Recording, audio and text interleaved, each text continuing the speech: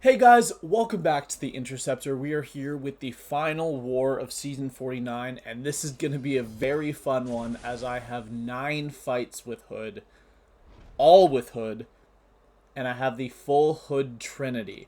So when I saw that we had a rank 3 7-star Maestro boss, first off, I instantly knew I was going to take it because I always take Maestro bosses and I've never died to them before. Actually, that's not true. I've died once, but I think it was the first time I ever took it. Still, it's been a long time since that fight has not felt incredibly consistent and safe to me. So when I saw it, I knew I was taking it, and I wasn't even worried. There were a couple fights that I was slightly worried about this war. That was not one of them. So here, this first fight here, we have this Jabari Panther on path 7. And while this node can be dangerous, Jabari Panther is a champion who only cleanses offensively. So as long as you don't throw your special attack to counter one of her dashes or throw it like immediately after you start hitting her, she's never going to cleanse you. So basically it just comes down to if you know how to fight Jabari Panther normally, this node doesn't do anything special. And there I was trying to dash back and I parried by accident. Not really the biggest deal in the world, but I did know that the damage reflection node in war does not damage reflect blocked hits. It only reflects regular hits, so I knew I was completely safe there to hit into the block. Might as well deal with the tactic a little bit because with how aggressive her AI is, there's no reason not to. There I went for a heavy attack, didn't really work. Here I'm going to space the heavy correctly, and I'll be ready to take a combo to the face there. Yeah, I don't know what I was doing there. I mean, I definitely was not in any danger, but those were unnecessary hits to take, obviously. And they're just going to cost me a potion. So let's chuck in a potion, go into the next fight. Absorbing Man on this node is a fight that I've done several times in this meta. I'm not too worried about it. Also, he is not a tactic defender, which means that when I gain my prowesses for the first time, I'm never going to lose them. So it's quite literally just a plus 7% onto my special attack damage with not really anything else because I guess technically it lowers MD power gain, but that's such a non-issue in this fight that it's barely even worth mentioning because he also doesn't shrug off debuffs. But yeah, you just want to fight Absorbing Man like there are no nodes. The Armor Break node, all it does is give him a few charges when you knock him down, which is completely irrelevant unless you massively fuck up the fight. So here we're getting a few charges, want to bait that L2, we're going to counter with a heavy, and I know my light attack spacing there, and we're just going to counter with a striker, and it does kill. Very easy, very safe fight. You'll notice in a lot of the fights this war, I'm throwing in a few extra heavy attacks earlier in the fight. I just want to be 100% sure that I do not run out of bullets, because with this many fights with one champion, sure, I'm taking a lot of buff heavy mystics, but I just want to be safe. Here we have Kate Bishop. Nothing to say about this fight. As I said, I believe it was last war, I took this same path and I was talking about how this is just a generic node that people like to place tactic defenders on, even if they don't benefit from the node whatsoever. Kate Bishop is a perfect example of that because this node is centered around giving the defender extra attack rating when they have buffs. Kate Bishop does not gain buffs. So this is quite literally just a diversity tactic defender node, which I guess is completely fine because more often than not, you're going to be placing someone on the second node here that requires some power control. So maybe you don't have such a hard counter to the global. But with Hood being one of the best power controlling mystics and a tactic attacker, and he just completely shuts off the only difficult part of Kate's kit, which is the stun reflect on parry stuns, there's not really anything to it. So here on this next node, we have Hulkling. Obviously, the difficult part about Hulkling is that you cannot power steal. You cannot take his power for yourself. Here, I was just making sure that the energy lined up for me to be able to get to the boss, and it did, as long as I, purchased energy the right way. And I believe all I need is one small energy refill. Yep. But this Hulkling, it does have power gain. The node has power gain, rich get richer, which is the main reason we're throwing on an SP1 boost. I have taken this before without an SP1 boost, but yeah, big dumb idiot mistake there, and I unfortunately got hit, which gave him some buffs for power gain. But as soon as I trigger my dex buff and my invisibility, I get the power gain for myself. We're going to bait the L2 here. We just want to keep the Fate Seal up. Fate Seal is the most important thing about this fight, because it completely prevents him from getting buffs of any kind. He just cannot gain buffs while it's up, so as long as I hit him occasionally, even if I have to push him to SP3 and eat it, the full damage, with him having no buffs, it won't do much damage to me, and that's genuinely safer than letting it fall off and letting him get a ton of buffs, because he'll just be power gaining, he'll be throwing L2s, he'll be getting crazy damage from his Furies. That's just not something you want to deal with. Also, I should note, people have been asking me in the comments of my videos what level MD I run, and there's a very simple answer: 0. I don't run any MD regardless of the defender, as long as I have Mystic Power Boosts on. If I don't have Mystic Power Back Boosts on, then it depends on the defender. If it's a really buff heavy defender, I'll run MD3, and if it's not, then I'll run MD5. But pretty much every single war this season and last season, I've had at least a 150 on, if not a 200 Mystic Power Back boost. So it's not really important, but if you're someone who can't afford to use them every single war, I understand it.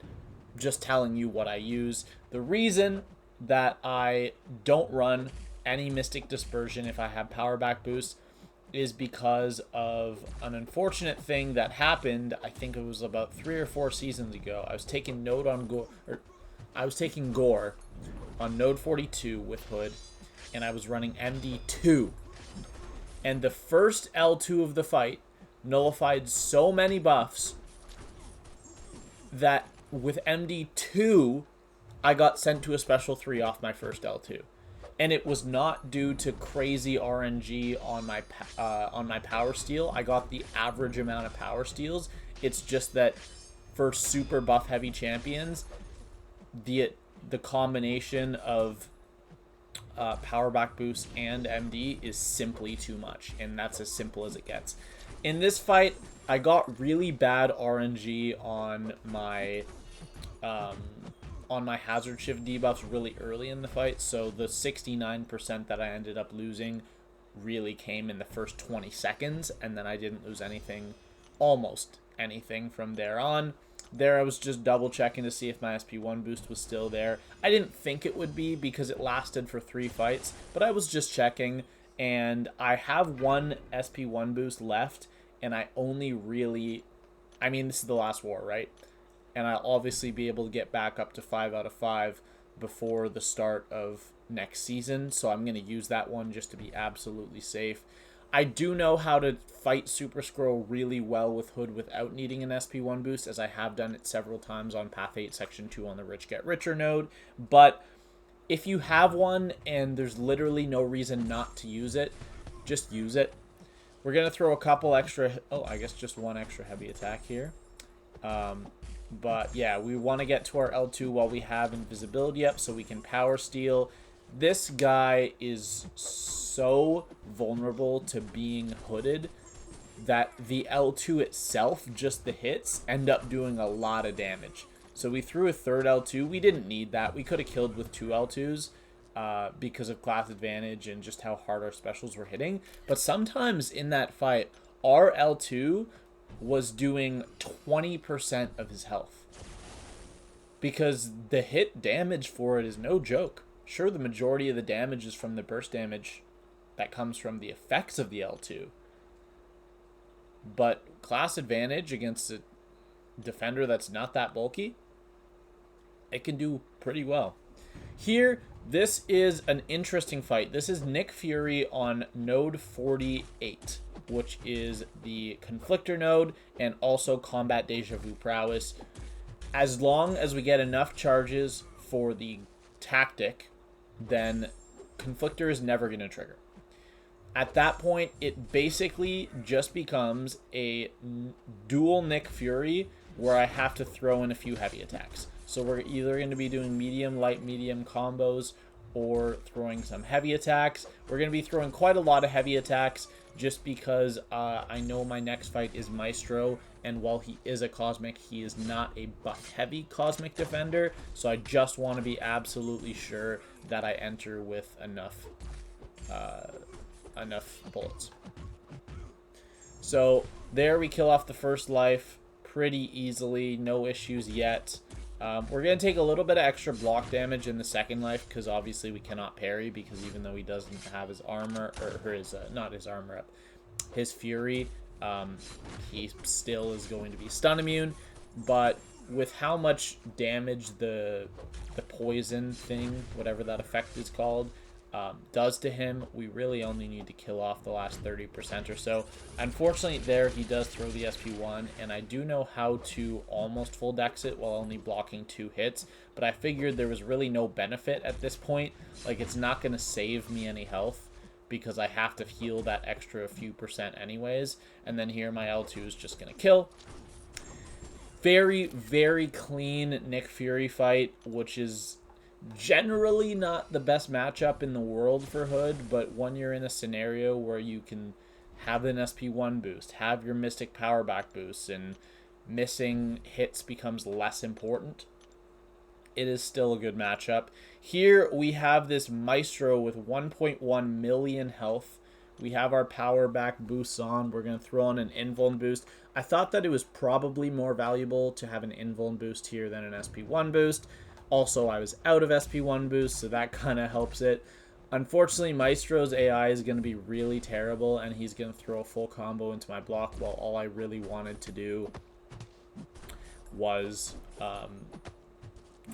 get him to throw a heavy attack, so I could throw my heavy attack. But here we're going to get our first L2 off. Or am I going to wait? No, it looks like I'm going to wait for my invisibility. That's probably smart. That's probably smart, because we're going to remove his glancing, his pierce, all of the resistance buffs, and we are going to pause the charges on him. Here we're going to pause the charges one final time before he hits 40, and that means that we want to be able to get our heavy attack in before he gets to 40, because once he gets to 40, he is going to get passive versions of all of the buffs from 10, 20, and 30, and those can obviously not be removed. So here, the special attack is supposed to root you, but with the Fate Seal that I had up, it reduces the chances by 65%, which means each special attack while you have Fate Seal up only has a 35% chance to root you. Now, I have had it happen unexpectedly, and I've just gotten unlucky before, so I like to keep a spacing that is consistent so that that doesn't happen. Here, I probably should have thrown the L2 to pause the charges a little earlier, but I'm going to throw it right here. But what I was basically just saying with the root there is that you have to be, even though it probably won't trigger, you have to be ready for it to trigger just in case it does, because in the event that it does and you're expecting that it doesn't, you can take a little bit of damage. Now, your invisibility is going to save you, so you're not going to eat the whole special attack. But there we go. We were able to cycle a lot of L2s at the end there and get enough bullets to finish him off. I'm very happy with that boss fight, and I do end with about 70% health. I didn't actually look in the fight. I'm just looking right now. But to end off the season with not only a nice war, but a 9-fight war all with Hood is just beautiful. And I'm really going to miss having Hood as a tactic attacker. I'm sure I'm still going to get to use him a lot as a cosmic killer, but I probably realistically will not be using him for 9 fights a war like I did this war. But like I said, this war was a lot of fun, and I was very happy when I got it assigned. And we did win this war. So we needed to win this war to keep our hopes of top 10 alive. And depending on how matchups fall, we may or may not end in the top 10. At the time I'm recording this, the season ended like 3 days ago, so I obviously know what happened, but I'm not going to say anything. The score of this war, it was something like 7 to like 30. We won by a lot. A lot. I don't remember exactly what the score was, but I know we absolutely destroyed them. I believe that for LOXC, they did not have any chance to move up a tier if they won, so they just didn't fully push. With how motivated we were to get the win, it wouldn't have mattered. We probably would have won either way, but we're still obviously very happy. We'll take the win. So that makes our record to end off this season 7-5, which I'm pretty happy with, considering that last season we missed Masters while going 6-6. So going 7-5, having a shot at top 10 is pretty cool, because it's only one more war won. But our death total is at 3. I'm very happy to have finished the season as well as I did, considering how terribly I played at the beginning of the times in the first 7 wars. I was very keen end to the season. And my PSR to finish off this season was 78 fights soloed out of a total of 81 fights. I'm very happy with this.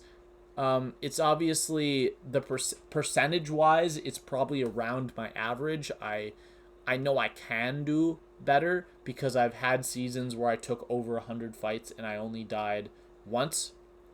But obviously that was back in the meta where you could take 1, 2, 3, 4, 5, 6, 7, 8, 9, 10, 13 fights a war. And now because of the restructuring, it's only possible to take 10.